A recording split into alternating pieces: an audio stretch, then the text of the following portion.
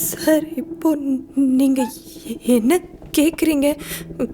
எதை பற்றி பேசுகிறீங்கன்னு ஒன்றும் புரியல. புரியல? நீங்கள் நினச்ச மாதிரி உங்கள் வாழ்க்கை அமையலை. ஏன்னா உங்கள் ஹஸ்பண்ட் ஒரு குடிகாரன். பொழப்புக்காக மாவு கடை வச்சு நீங்களும் உங்கள் குழந்தையும் வாழ்ந்துட்டு இருக்கீங்க. அப்புறம் சொல்லுங்கள். கேட்டதுக்கு பதில் இல்லை மீனாட்சி. தப்பு பண்ணுறீங்க. நான் இப்போ சொல்லவா?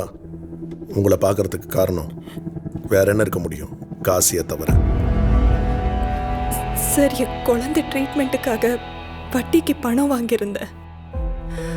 அந்த வட்டி கட்டுற பணத்தை குடிக்கிறதுக்காக எடுத்துட்டு போகிற பழக்கத்தை என் புருஷன் வச்சிருந்தாரு. அப்படி ஒரு நாள் அந்த பணத்தை எடுத்துட்டு போகும்போது நடந்த சண்டையில் என்னை ஒடிச்சு கீழே தள்ளிட்டாரு. அதில் என் இடுப்பு அடிபட்டுருச்சு சார். அப்போதான் முதல் முறையாக ட்ரீட்மெண்ட்டுக்காக காசியை நான் சந்திச்சேன்.